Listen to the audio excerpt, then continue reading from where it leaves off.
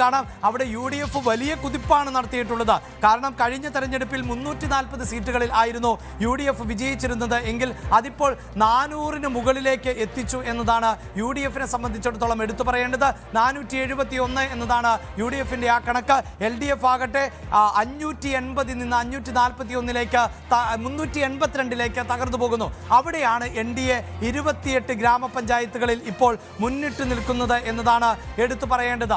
അങ്ങനെ വലിയ മുന്നേറ്റം ഇപ്പോൾ NDAക്ക് സാധ്യമാകുന്നുവെങ്കിൽ അത് NDAയെ സംബന്ധിച്ചിടത്തോളം വലിയ ആത്മവിശ്വാസം നൽകുന്ന ഒന്ന് തന്നെയാണ് എന്നതിൽ തർക്കമില്ല.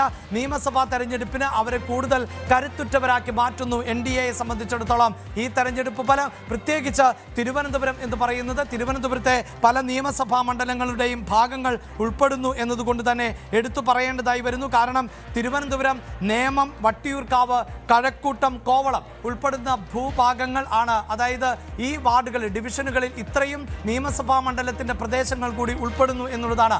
അവിടെയാണ് ഈ മുന്നേറ്റം നടത്താൻ NDAക്ക് സാധിക്കുന്നത് എന്ന് പറയുമ്പോൾ അടുത്ത തെരഞ്ഞെടുപ്പിൽ തീർച്ചയായും തിരുവനന്തപുരത്തെ 4ഓ 5ഓ മണ്ഡലങ്ങൾ ഉറപ്പായും BJP ഫോക്കസ് ചെയ്യും, NDA ഫോക്കസ് ചെയ്യും. അതെല്ലാം ഉണ്ടാകുമ്പോഴും UDF പല ഭാഗങ്ങളും തിരിച്ചു വന്നിരിക്കുന്നത് ദശകങ്ങൾക്ക് ശേഷമാണ് എന്നുള്ളൊരു പ്രത്യേകത കൂടിയുണ്ട്. അഭിലാഷ്, നമ്മൾ നേരത്തെ കണ്ട പോലെ അത് ഗാന്ധിനഗർ ആണെങ്കിൽ, പേരാമ്പ്രയിൽ ഷാഫിക്ക് മർദ്ദനമേറ്റ പേരാമ്പ്രയിലൊക്കെ UDF ഇതൊക്കെ 20 വർഷത്തിന് ശേഷവും 10 വർഷത്തിന് ശേഷം 15 വർഷത്തിന് ശേഷമൊക്കെ UDF ഭരണത്തിലേക്ക് തിരിച്ചു വരുന്ന പല പല പല റിസൾട്ടുകളാണ് വന്നുകൊണ്ടിരിക്കുന്നത്. ഒരു പാർട്ടിയെ സംബന്ധിച്ചോളം, കോൺഗ്രസിനെ സംബന്ധിച്ചിടത്തോളം അത് നൽകുന്ന പ്രതീക്ഷ ചെറുതല്ല. അത് വടക്കൻ കേരളത്തിൽ മാത്രമല്ല തെക്കൻ കേരളത്തിലൊക്കെ അങ്ങനെ തിരിച്ചു വരാൻ UDF-ന് കഴിയുന്നുണ്ട്, കോൺഗ്രസിന് കഴിയുന്നുണ്ട് എന്നുള്ള ഒരു ആത്മവിശ്വാസം ഇതിനകത്ത് വളരെ വ്യക്തമായിട്ടുണ്ട്. അത് ഒരുപക്ഷെ ഈ ഒരു 15 വർഷത്തിനിപ്പുറത്തേക്ക് കോൺഗ്രസിന് UDF-ന് കിട്ടുന്ന വലിയ ആത്മവിശ്വാസത്തിന്റെ ബൂസ്റ്റ് തന്നെയാണ്.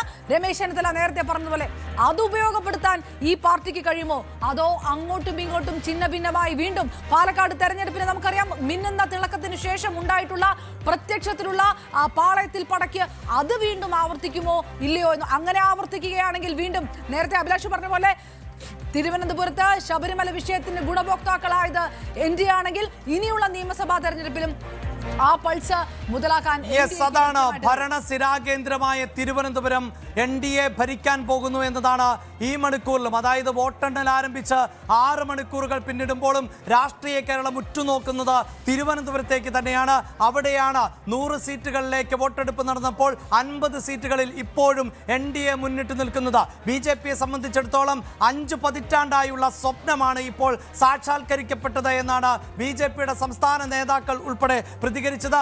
ഞങ്ങൾ ഇങ്ങനെയൊരു സുദിനത്തിന് വേണ്ടിയാണ് കാത്തിരുന്നത് എന്ന് അവർ പറയുന്നു. ഞങ്ങളുടെ പ്രധാനമന്ത്രി രാജ്യ തലസ്ഥാനമായ ഡൽഹിയിൽ നിന്ന് കേരളത്തിന്റെ തലസ്ഥാനമായ തിരുവനന്തപുരത്തേക്ക് എത്തുമ്പോൾ അവിടെ വിമാനത്താവളത്തിൽ സ്വീകരിക്കാൻ ഞങ്ങളുടെ മേയർ കാത്തു നിൽക്കുമെന്നും 45 ദിവസത്തിനകം ഞങ്ങൾ വിജയിച്ച് അധികാരത്തിലേറിയാൽ പ്രധാനമന്ത്രിയെ തിരുവനന്തപുരത്ത് എത്തിക്കുമെന്നും പറഞ്ഞ BJPക്ക് ജനങ്ങൾ വലിയ പിന്തുണ നൽകുന്നു എന്നാണ് മനസ്സിലാക്കാൻ സാധിക്കുന്നത്.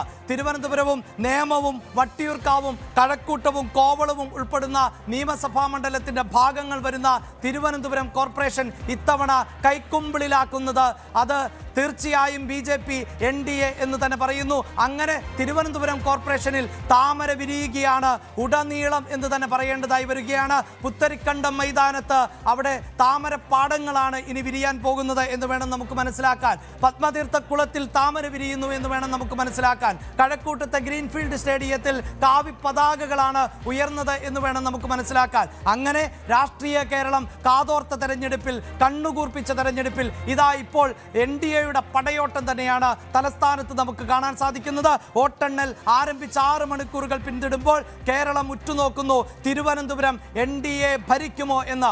50ലേക്ക് എത്തി നിൽക്കുന്നു NDAയുടെ ആ മാന്ത്രിക സംഖ്യയ്ക്ക് തൊട്ടടുത്ത 51 സീറ്റുകളിൽ ആണ് NDAക്ക് ഭരണം ഉറപ്പിക്കാൻ ആവശ്യമായിട്ടുള്ളത് എങ്കിൽ 50 സീറ്റുകളിൽ ഇപ്പോൾ NDA എത്തി നിൽക്കുന്നു. കേവലം 1 സീറ്റ് മാത്രമാണ് അകലം. അവിടെ ആരെയായിരിക്കും BJP പാളയത്തിലേക്ക് എത്തിക്കുക? 2 സ്വതന്ത്ര എന്നത് ഇപ്പോൾ നിലനിൽക്കുന്നു. ആ 2 സ്വതന്ത്രരിൽ ഒരാളെയെങ്കിലും ഒപ്പം ചേർത്താൽ ഭരണം പിടിക്കാമെന്ന സാഹചര്യം ആണ് തിരുവനന്തപുരത്തുള്ളത്.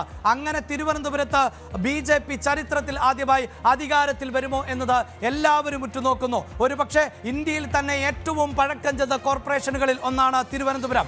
1940 രൂപീകൃതമായ തിരുവനന്തപുരം കോർപ്പറേഷൻ, ഇന്ത്യക്ക് സ്വാതന്ത്ര്യം ലഭിക്കുന്നതിന് മുമ്പ് രൂപീകൃതമായ തിരുവനന്തപുരം കോർപ്പറേഷൻ, ഇന്ത്യ എന്ന രാജ്യം സ്വാതന്ത്ര്യം നേടുന്നതിന് മുമ്പ് രൂപീകൃതമായ ആ കോർപ്പറേഷനാണ് BJP ഭരിക്കാൻ പോകുന്നത് എന്നതാണ് എടുത്തു പറയേണ്ടത്. കേരളം എന്ന സംസ്ഥാനം രൂപീകൃതമാകുന്നതിന് മുമ്പ് രൂപീകൃതമായ കോർപ്പറേഷനാണ് തിരുവനന്തപുരം കോർപ്പറേഷൻ.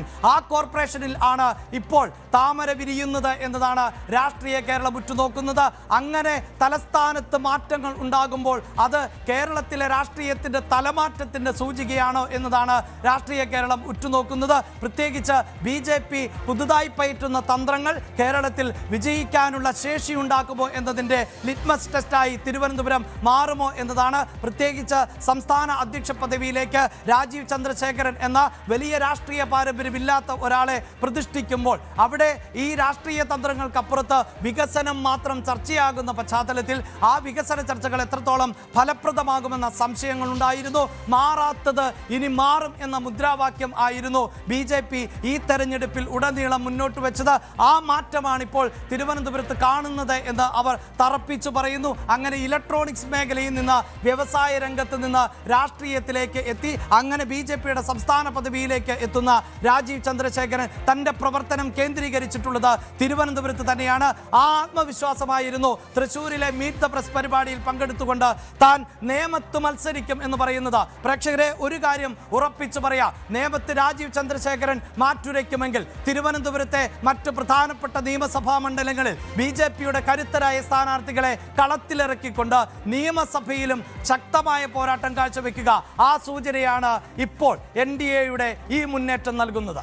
തീർച്ചയായും അതാണ്. നേമത്ത് താൻ മത്സരിക്കും എന്ന് തുടക്കത്തിൽ പ്രഖ്യാപിച്ചപ്പോൾ പല രാഷ്ട്രീയ പാർട്ടികളും പ്രത്യേകിച്ച് BJP കേന്ദ്രങ്ങളും അമ്പരന്നു. രാജീവ് ചന്ദ്രശേഖർ എന്ത് ഭാവിച്ചാണ്? കാരണം BJPയുടെ സ്ഥാനാർത്ഥികളെ തീരുമാനിക്കുക കേന്ദ്രത്തിൽ നിന്നാണ്, പ്രഖ്യാപനം ഉണ്ടാവുക ഇവിടെ ആണെങ്കിൽ പോലും കൃത്യമായ തീരുമാനമുണ്ടായതിനു ശേഷമാവും അത് ഉണ്ടാവുക. ഇത് കാലേ കൂട്ടി ഒരു സ്ഥാനാർത്ഥി പ്രഖ്യാപനം ഉണ്ടാകുന്നു. രാജീവ് ചന്ദ്രശേഖരന്റെ ഭാഗത്ത് നിന്ന് താൻ നേമത്ത് മത്സരിക്കുമെന്ന് തിരുവനന്തപുരം പ്രസ് ക്ലബ്ബിലെ ഒരു വാർത്താ സമ്മേളനത്തിൽ രാജീവ് ചന്ദ്രശേഖർ പറഞ്ഞു വെക്കുകയാണ്. അത് നഗരസഭാ ഭരണം, കോർപ്പറേഷൻ ഭരണവുമായി ബന്ധപ്പെട്ട് പ്രവർത്തകർക്ക് നൽകുന്ന ഒരു ആത്മവിശ്വാസത്തിന്റെ തുടക്കമായിരുന്നു എന്ന് വേണം കണക്കാക്കാൻ. അതായത് നേമത്ത് അത്ര ആത്മവിശ്വാസത്തോടെ മത്സരിക്കുമെന്ന് സംസ്ഥാന അധ്യക്ഷൻ പറയുമ്പോൾ അത് ജില്ലയിലെ കോർപ്പറേഷനിലെ BJP പ്രവർത്തകർക്ക് നൽകിയ ഊർജം ചെറുതല്ല. അതിന്റെ പ്രതിഫലനം ഇപ്പോൾ 50 സീറ്റുമായി ചരിത്ര നേട്ടം കുറിച്ചുകൊണ്ട് BJP തിരുവനന്തപുരം കോർപ്പറേഷൻ ഭരിക്കാൻ പോകുന്നു. പ്രധാനമന്ത്രി നരേന്ദ്രമോദി തങ്ങൾ അധികാരത്തിൽ വന്നാൽ 35 ദിവസത്തിനകം തലസ്ഥാനത്തെത്തും എന്ന് ഉറക്കെ പ്രഖ്യാപിച്ചിരുന്നു BJP നേതാക്കൾ. ഒളിമ്പിക്സ് തിരുവനന്തപുരത്ത് നടത്തും എന്ന് BJP നേതാക്കൾ ഉറക്കെ പറഞ്ഞിരുന്നു. ഇപ്പോൾ അതൊക്കെ ആ തരത്തിൽ പ്രാവർത്തികമാകുന്ന തരത്തിലേക്ക് കാര്യങ്ങൾ എത്തുന്നു എന്ന് വേണം മനസ്സിലാക്കാൻ. തിരുവനന്തപുരത്തിന്റെ വികസന മുഖച്ഛായ മാറ്റുമെന്നുള്ള പ്രഖ്യാപനമാണ് ഉണ്ടായിരുന്നത്. അല്പം മുമ്പാണ് രാജീവ് ചന്ദ്രശേഖർ BJP സംസ്ഥാന അധ്യക്ഷൻ ഞങ്ങളുടെ പ്രതിനിധി ഡാൻ കുര്യനുമായി സംസാരിച്ചത്. അദ്ദേഹം പറഞ്ഞത് വളരെ പ്രധാനപ്പെട്ട ഒരു പോയിന്റാണ്. അതായത് ഈ വിജയം LDF BJPക്ക് സമ്മാനിച്ചതാണോ എന്നുള്ള ചില ഡീലുകളുമായി ബന്ധപ്പെട്ട് ചില കാര്യങ്ങൾ പറഞ്ഞിരുന്നു. അത് പൊള്ളയായ ആരോപണമാണ്, UDFന്റെ പൊള്ളയായ ആരോപണമെന്നാണ് BJPയുടെ സംസ്ഥാന അധ്യക്ഷൻ പറഞ്ഞു വെക്കുന്നത്. LDF സർക്കാരിന്റെ ഭരണവിരുദ്ധതയ്ക്കെതിരായ വിധിയെഴുത്താണ് തെരഞ്ഞെടുപ്പിലുണ്ടായത് എന്ന് പറഞ്ഞു വെക്കുകയായിരുന്നു BJPയുടെ സംസ്ഥാന അധ്യക്ഷൻ. അങ്ങനെ ഐതിഹാസികമായ ഒരു വിജയത്തിലേക്ക് പാർട്ടി അടുക്കുമ്പോൾ അതിന്റെ ക്രെഡിറ്റ് പൂർണ്ണമായും BJPയുടെ സംസ്ഥാന അധ്യക്ഷന് കൊടുക്കണം. കാരണം ഇവിടെ വലിയ തോതിൽ കഴിഞ്ഞ 2 തവണയും അത്തരത്തിൽ വലിയ തോതിൽ